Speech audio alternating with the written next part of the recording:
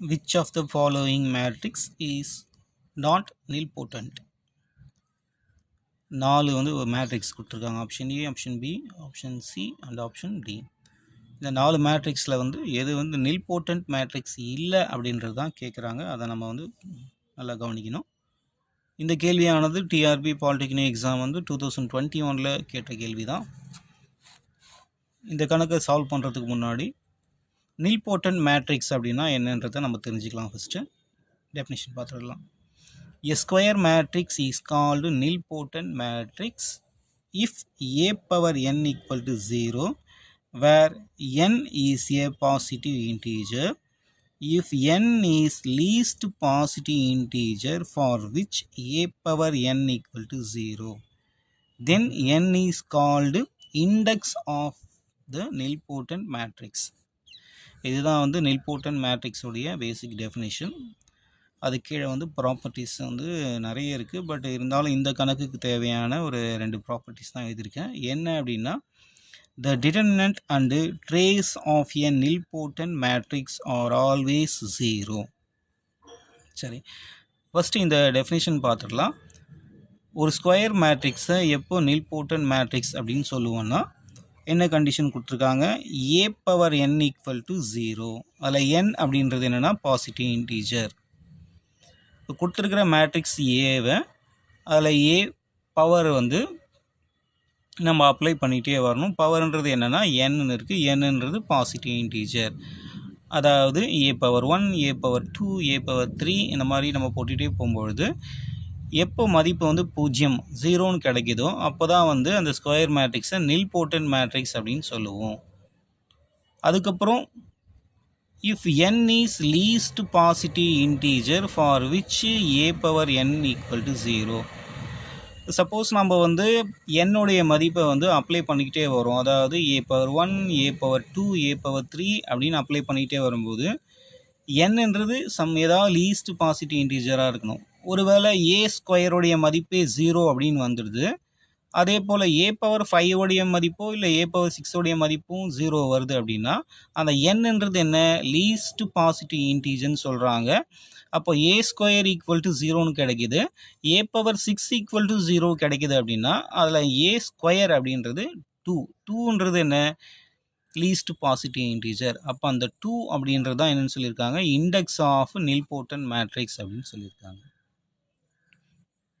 இது வந்து ஒரு பேசிக் டெஃபினேஷன். இந்த டெஃபினேஷன் மூலமாக கூட நம்ம இந்த ஒவ்வொரு மேட்ரிக்ஸையும் செக் பண்ணலாம். பட் ஆனால் நம்மளுக்கு டைம் அதிகமாக ஆகும். ஒவ்வொரு மேட்ரிக்ஸ்க்கும் a power 2, a power cube இந்த மாதிரி போட்டு செக் பண்ணிக்கிட்டே வந்துட்டு அதுக்கப்புறம் அது nilpotent அப்படின்னு செக் பண்ணணும். அது ரொம்ப வந்து டைம் அதிகமாகும். இந்த மாதிரி ஒரு காம்படிட்டிவ் எக்ஸாமில் வந்து இந்த மெத்தடை பயன்படுத்துறது கொஞ்சம் கஷ்டமான விஷயந்தான். அதுக்கு தான் நான் வந்து இந்த கீழே வந்து ப்ராப்பர்ட்டி எழுதியிருக்கேன். என்ன ப்ராப்பர்ட்டினா, the determinant and trace of a nilpotent matrix are always 0. அப்போது நம்ம கொடுத்துருக்கிற கணக்கில் nilpotent மேட்ரிக்ஸுக்கு அதனுடைய ட்ரேஸும் டிட்டர்மினன்ட் மதிப்புகளும் 0 வரும் அப்படின்னு சொல்கிறாங்க. அப்போது நம்ம வந்து கொடுத்துருக்கிற மேட்ரிக்ஸில் வந்து டிட்டர்மினன்ட் மட்டும் செக் பண்ணால் போதும், அப்படி இல்லைனா ட்ரேஸ் மட்டும் செக் பண்ணால் போதும். இப்போ ஆல்ரெடி இந்த 4 ஆப்ஷனும் வந்து டிட்டர்மினன்ட் போட்டு பார்த்தா எல்லாமே 0 தான் வருது. ஸோ அதனால் வந்து டைரெக்டாக வந்து எல்லாமே nilpotent அப்படின்றதையும் சொல்லிட முடியாது.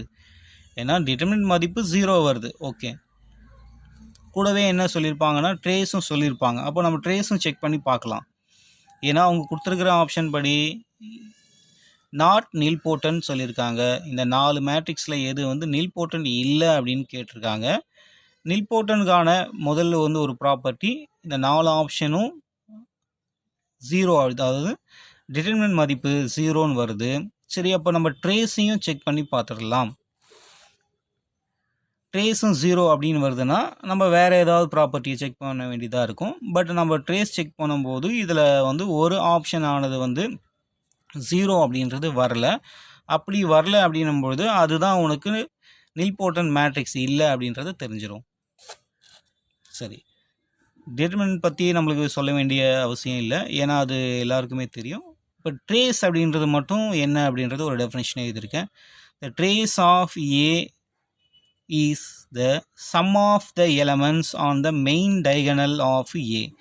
if A equal to Aij, then trace of A equal to summation I equal to 1 to n Aii. அதாவது லீடிங் டைகனல், அந்த டைகனல் எலமெண்ட்ஸை மட்டும் ஆட் பண்ணால் கிடைக்கிற மதிப்பு தான் ட்ரேஸ்.